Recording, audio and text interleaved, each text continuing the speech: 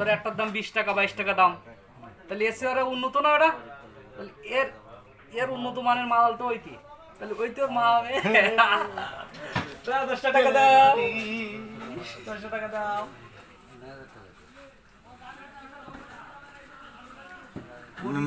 আমাদের মানুষে চেয়ারম্যান সাহেব পাঙাশে ভাইরাল।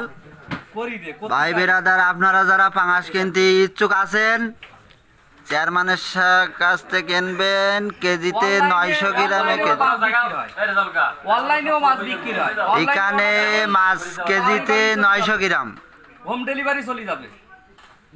আর ন্যায্য মূল্য বিক্রি হয়, কেজিতে 100 গ্রাম কম দেই না আমরা। মাছ 500 টাকা কেজি খাইতে দিচ্ছে, নেশার থেকে মাছ কম দামে খাইতে দিচ্ছে। সুন্দর, আপনাদের কথা শুনে আমার ভালো লাগে। সাধারণ জনগণের কাছে জিজ্ঞাসা করো, আমার বিষয় আমার কাছে শোনা লাগবে না। ভাই বেরাদার, আপনারা যারা মাছ কিনতে ইচ্ছুক আছেন নাজমুল সাহেবের কাছ থেকে মাছ কে নিবেন।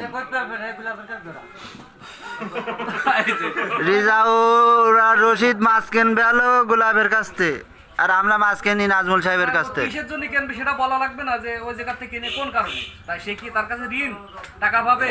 নগদ টাকাতে মাছ কিনবো, আমার জানতে মন চাই চিনতে কিনবো। তাহলে আমি তো 2 টাকা কম বিক্রি করি নাকি, আমি তো 2 টাকা কম বিক্রি করি, বেশি দর বিক্রি করি না।